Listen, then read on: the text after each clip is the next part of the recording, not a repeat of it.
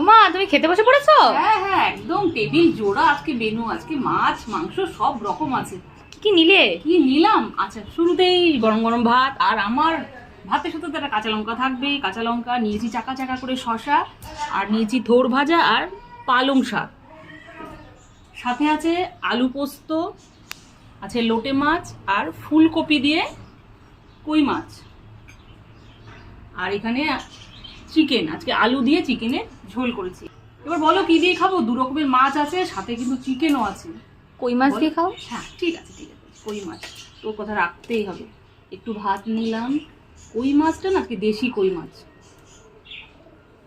মাছ নিলাম, একটু ঝোল নিলাম, ফুলকপি তো নিতেই হবে, ফুলকপি নিলাম, ভাত মাখলাম, একটু মাছও নিয়ে নিলাম।